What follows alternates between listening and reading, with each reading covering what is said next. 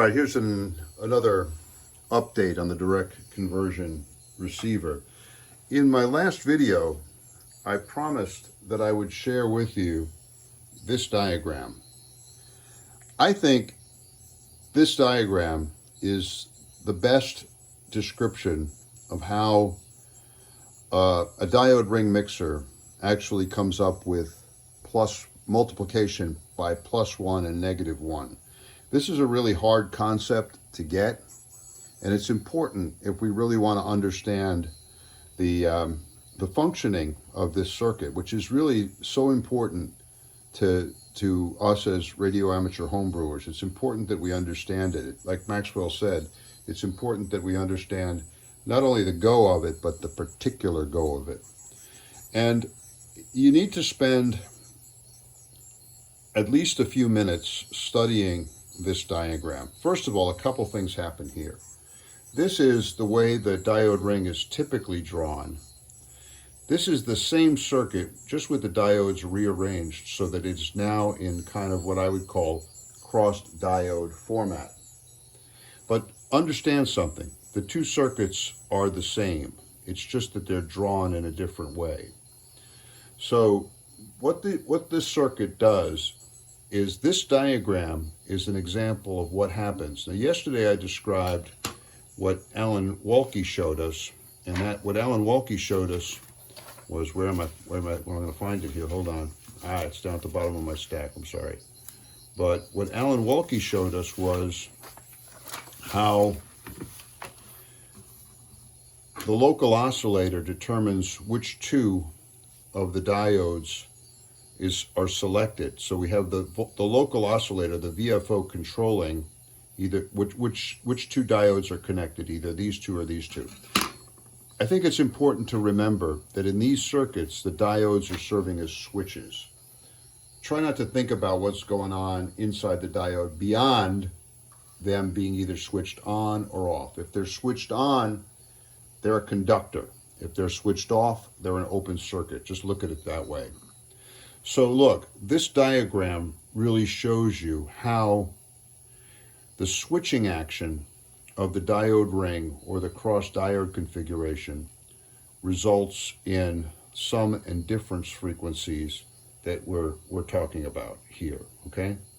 Look, this shows, this diagram, this part of the diagram here, I'll go through and explain it. The square wave signal that you see is the signal that is going in as the local oscillator, the VFO. And so that goes into these two terminals here that are at the center points of the transformers. Now, realize that when this signal is positive, these two diodes are on, and these two diodes are off. So when these two diodes are on, the signal that's coming in from the RF input, boom, right here, is transferred to the output. This is what's going on at the output, all right? I'm sorry to move it around so much. I'll try not to. But look, so you have, when the local oscillator is positive, the output that is coming from the RF input is passed as it is, pretty much, right? But then look what happens when that local oscillator, the VFO signal, goes negative.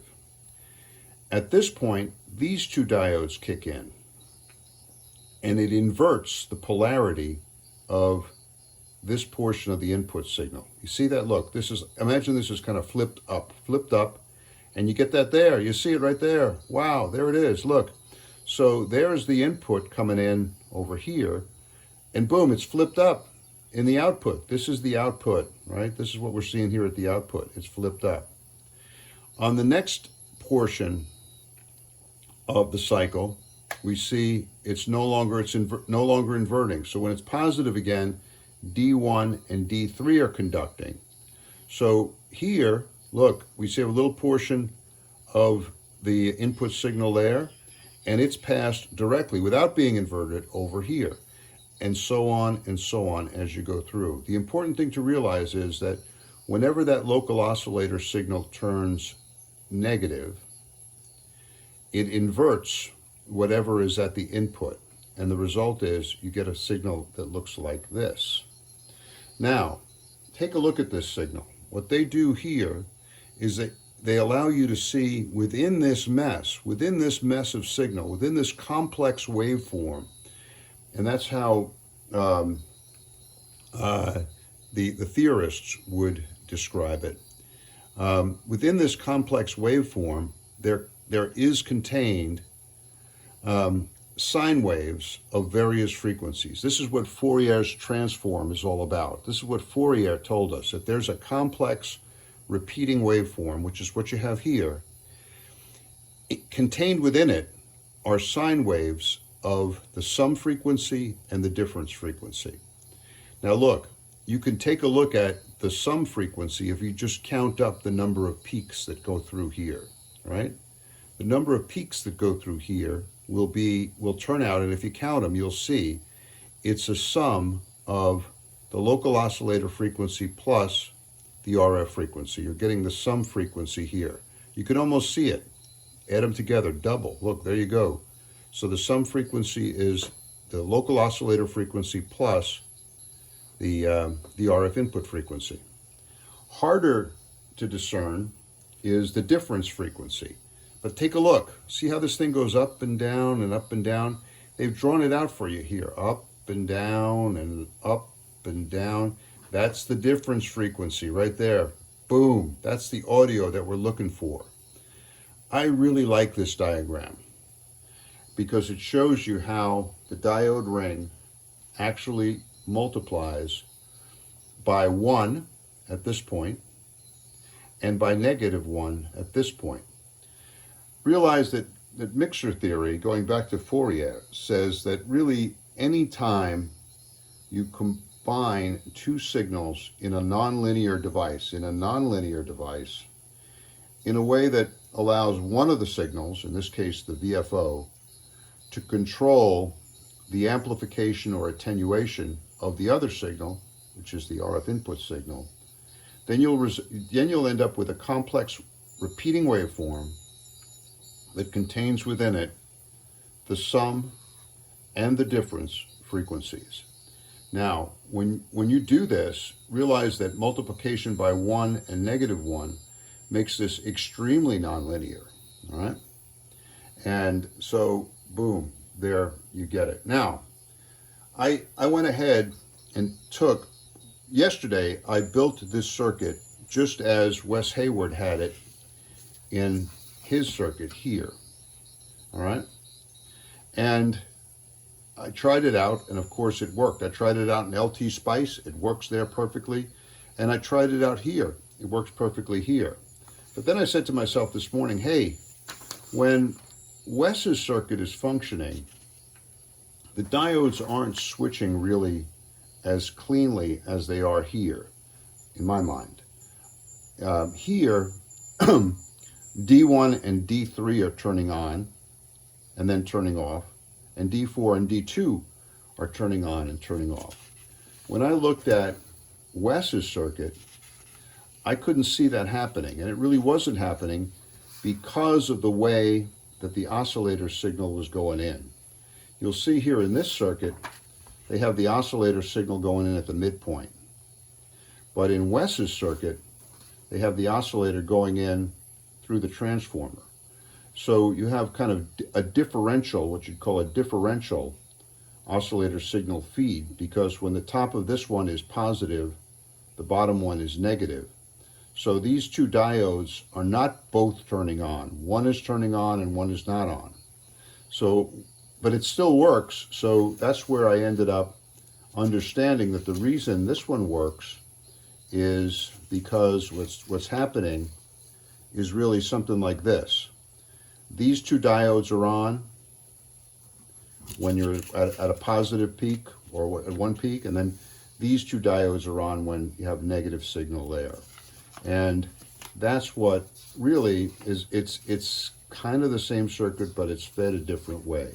But to tell you the truth, I kind of liked the cross diode configuration here. Wow, I really like that because it's so easy to see. So what I did this morning was I reconfigured this this diode ring mixer, and I set it up just like this. And I was hoping that it would work perfectly. And it works, but not perfectly. And I think that one of the problems that I was running into was that I was getting a lot of RF that was just sort of blasting through to the output when I configured it this way. When I configured it the way that Wes had it, I was not getting that problem. This way, I was getting the problem. And the problem was especially bad this morning because not only am I getting pass through of my nemesis Radio Marti on 7335, 250 kilowatts down there in Greenville, North Carolina. I was hearing them. But also, right down the road, I have an AM transmitter, WFAX, which is blasting out during the day 5,000 watts on 1.2 megahertz. That too was making it through. So all these two signals combined were making it much more difficult to hear the 40 meter SSB signals that I really wanted to hear with this thing. So as I often do when homebrewing or trying out these circuits, I beat a hasty retreat from this configuration back to the one that Wes Hayward had wisely included in his circuit. And so mine now is functioning much more like Alan Wolke's, and it's really doing this. This is the kind of the big picture diagram that I had developed. That those four diodes are acting as a switch, and you can look at it. Here it's multiplying by 1, -1, 1, -1. Anyway, I really liked this diagram. I'm gonna put this diagram, and thank you to the RSGB for drawing this, because I think it's the best possible illustration of how a diode ring mixer multiplies by 1 and -1, which is, it's hard to get your head around. I think most people, unfortunately, just say, oh, okay, well, I can see how the trig does that, and yeah, okay, so that's enough. But if you're sort of following this kind of road towards understanding, if you're like young James Clerk Maxwell wanting to know the particular go of it, this diagram really is, as the Brits would say, it's the business. It's really, really good. I like it, and I think it's worth studying. Now, there may be a way that I could get this circuit with this configuration to function properly without the RF AM detection problems that I described. And I'm going to continue to tinker with that, because I would like it to get it working like that, just so that I could say, okay, with one VFO voltage, these two diodes work, and with another VFO voltage, these two diodes work. This is multiplication by -1. This is multiplication by 1. Wouldn't that be neat? Certainly be a little bit less complicated. All right, time for me to show you, again, do a little kind of band scan here on 40 meters. Viewers will note that I have removed the tape from the speaker. All right, there you go. Call me a CBer if you want, but it's not true. I was never a CBer. I just bought the speaker, probably bought it from the Radio Shack store in Santo Domingo many, many years ago. And my listeners are right. There's no reason to hide this. I'm out there now. There you go. Okay, look. I'm using the amplified speaker now just because I want to make it easier for you guys to hear.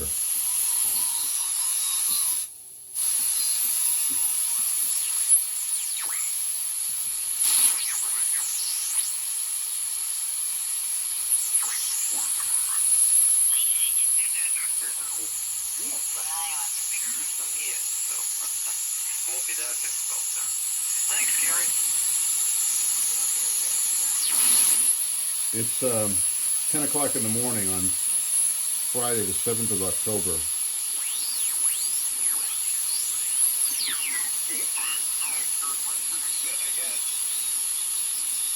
Well, the unrelated, it'd be two different machines. The machine would be running alongside, all of a sudden something would go nuts on the transmitter, and that would change. And let me start by changing out the transmitter. It'll be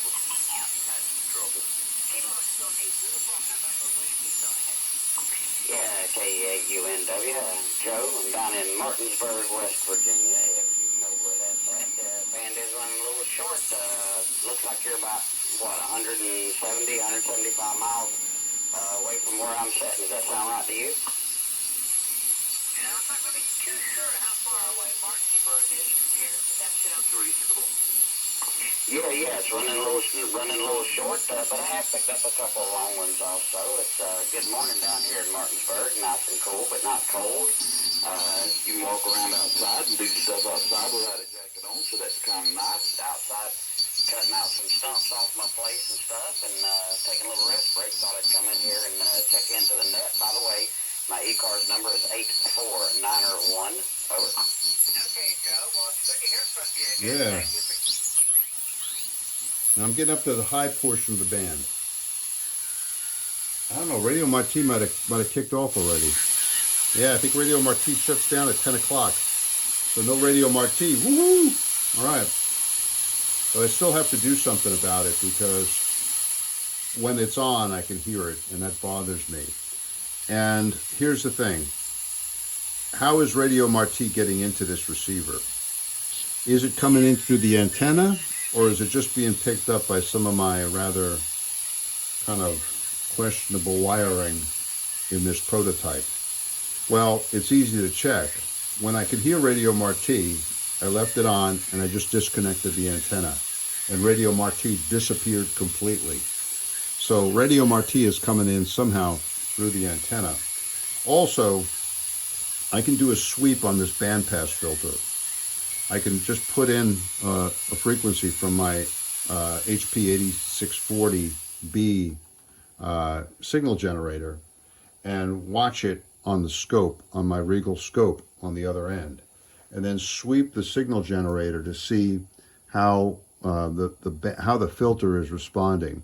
And this dual tune circuit filter that I have in there is frankly just too broad. So if I have it peaked up, even kind of on the low end of 40, around 7 megahertz, if I peak it up down there at the low end, and then I tune through, I can still hear, I can still see that at 7335, a lot of stuff is being passed. Look at this, I'm spotting a little wire I got sitting in there. Look at that. This is the hazards of home brewing. I hope I don't short anything out here. Look at that. Man, that'll cause you trouble. Get rid of that thing. Boom. Okay. Anyway, so I think what I have to do is do what Farhan recommended, and that is have a 3-tune circuit filter here. And I might in the next day or so rebuild that so it's 3-tune circuits. So yeah, it's coming along.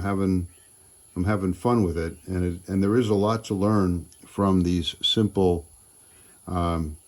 direct conversion receivers. It forces you to kind of confront a lot of things and make sure that you understand why things are happening. That's why the diode ring, it's such an interesting circuit, and you get to use this kind of diagram to actually see how the mixer, through the multiplication by 1 and -1, allows you to come up with this kind of output signal that includes the sum and the difference frequencies.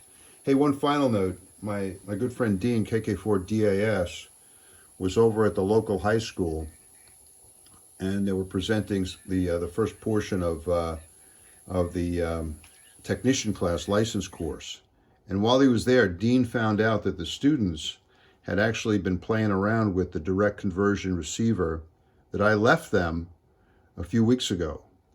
And they were very enthusiastic about it, but the report that they got back was that they had heard some signals, but they couldn't really tune them in properly. So, and they couldn't figure out what the people were saying. I'm thinking that what they were getting was this. Donald Duck. Because we, as more experienced radio operators, forget how when you tune a radio, when you tune a receiver like this, how it's easy to get that Donald Duck sound, but it's a little bit harder to realize that you have to tune can handle that. To 0B. Have a good day. So that's probably what they were doing.